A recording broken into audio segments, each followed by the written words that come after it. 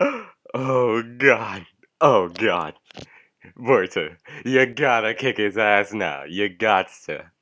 And boy, I'm sipping tea in your hood. What the fuck is up, you buttercup? Perk in that butt, smoking suicide, bloody blood. Pussy boy, you talking shit for Twitter. It ain't not enough. How these pussy niggas moving day to day, I had enough. Alright, so what's good, YouTube? It's your boy Tensei here, and today I'm gonna be reviewing Boruto Naruto The Next Generations Episode 2. And today's episode was pretty dank, like, it was pretty cool. What we got today was more character development for Boruto. We finally figured out how other people in his class are treating him because he's the 4th Hokage's son. Whoa, 7th Hokage, I'm freaking bugging. And we got a small fight. It was pretty good. I mean, there's some things I liked about it and some things I didn't like, but let's get into it. So today's episode wasn't nearly as beautifully animated as last week's episode, but I kind of expected that, and I can't really complain. It is Studio Peria after all, and they're kind of known for shitty, well, not up to par animation. But we can be hopeful that later on, once we get out these fillers and get back into like story-related episodes, that the animation goes up. I mean, after going from last week's to this week's, it's kinda... I mean, it is... I didn't really have high expectations for them, but let's get into the episode. In today's episode, Boruto finally comes to his first day of class. It is shown that like he was studying while he was suspended. Hinata was, you know, on his yak about studying, and he's been working hard. So he's finally relieved that he could probably like relax more since he's actually going to school now. And we get a little glimpse of how the characters in the class are treating him. They're kind of more or less. They say he's riding on the 4th.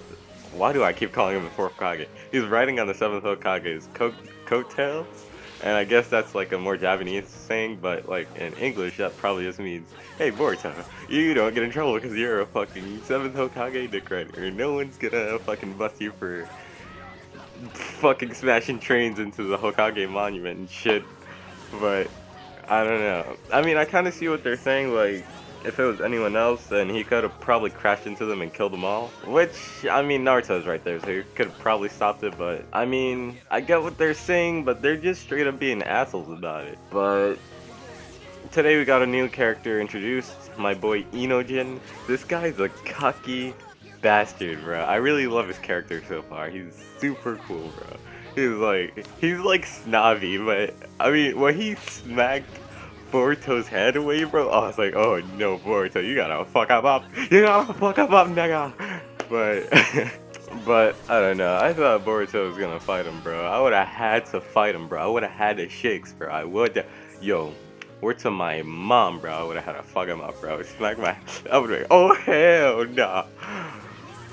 But he ended up being a character I actually started to like. His design is way cooler than Ino's and Sai's put together. Like, he has a cool ass sweater, he has a sword in the back, like, yo, come at me, bro. I don't even think that's his sword, though. I think that might be his, like, paintbrush or whatever, because I don't see where else he would put it. But if he does use a sword, which I think he does, if I remember, because I'm pretty sure in the manga he probably had, like, 2 swords. But anyway, we see him use his jutsu more towards the end. It's unlike Sai's, it's not black, it's like multicolored, so I guess that goes in with the whole moderner theme because he has a more modern art style compared to Sai. Like Sai's was really traditional, but his is more futuristic. But yeah, that's enough of Inojin. We also got into the character named Iwabe, and apparently he got left back twice. I mean, I personally don't think he's a canon character, neither do I think he's a canon character. I mean, they might be, and they might have gotten them from the manga in the future, but I honestly don't think after this arc we're gonna be, you know, with them. So I guess that was like a loophole they did to get rid of him later. But yeah, Iwabe is apparently the strongest kid in class. He had the best score on the physical examinations. He's on top of Boruto. And when I saw Uchiha under Boruto, I was like, wait, is there a Uchiha in the class? And I completely forgot Sarada was in Uchiha, so yeah, it was Sarada's name. I was like, I got really hyped for a second. I was like, oh shit, they're hinting to something. But me with my dumbass short-term memory. So what happened? Iwabe comes up to Boruto. He he's all like, oh, get out of my class, get out of my face. I'm tired of like, I don't want to breathe the same air as scum like you and shit like that. And I'm just like, yo, why is he being such an asshole? I mean, yeah, he's the 7th Hokage's son. I don't expect you guys to like suck him off because of that, but like, everyone's being a fucking ass. And then we got freaking spineless bastards in the back of the class like, oh man, I don't want to be seen hanging out with him. Like, they were treating him like an outcast. Like, you don't even know the kid. They're jumping to conclusions. But I like the way Boruto handled it. Iwabe challenged him to a fight. They went to the old tuning exam tournament area and they got down. I mean, it was pretty cool.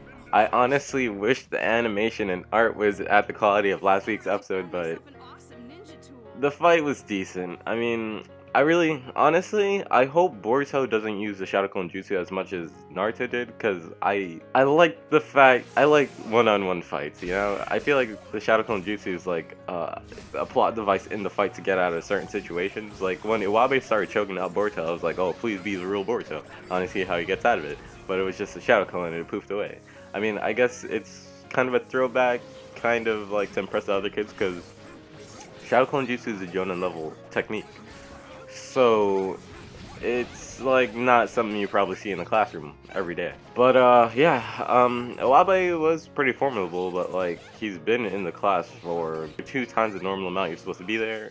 So he has all the experience these kids are gonna get, then more. But then again, he always cut class, which is why he hasn't graduated. He excels in ninjutsu, he's really strong, as we saw.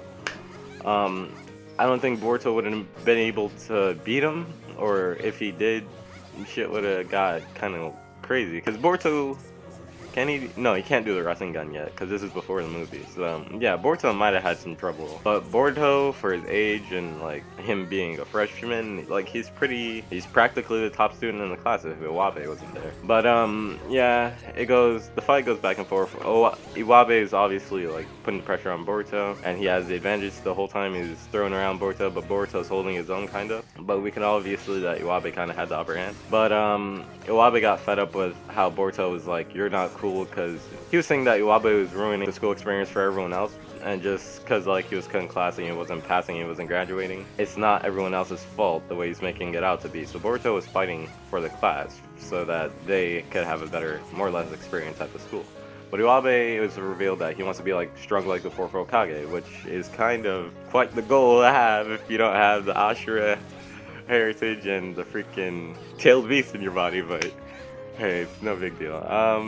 I mean, a man can dream. But yeah, it gets him. Then Iwabe uses his weapon. It's revealed that he has Earth Style, and he was about to use it against Boruto, but Inojin took the staff, and he was like, oh, well, it wouldn't be fair if you started cheating. And Iwabe was like, yeah, you're right. And that was the end of the fight.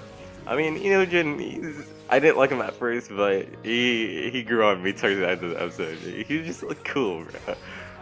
I mean, I didn't like him in the manga first because I thought he was super pale. It was like unnatural, but his design is actually pretty cool in the anime. And what happened? Now we're getting towards the end of the episode. It's kind of like the resolution area. Boruto comes in class since everyone was calling him a Hokage decorator. Now everyone's practically, well, not everyone, but like, everyone's like, oh, hey, Boruto, come eat lunch with me. I'm like, you fake son of a bitch. But Boruto's obviously cool about it. He's like, ah, sure. And we get Iwabe, he walks in the classroom, and Boruto's like, you're here, huh? I changed you. I had that Naruto effect on you. And then he was like, oh, we are classmates after all. I guess that was cool. Iwabe seems like he could be a cool character. And then we got Inojin. He goes up to the other classmates, and he was like, the other classmates were still talking some smack behind the class. Inojin was like, oh, when Iwabe is trying to fuck up Denki, none of you did anything about it. And I'm not quoting Boruto or anything, but that's not cool. And I was like, oh, okay, Inojin, okay.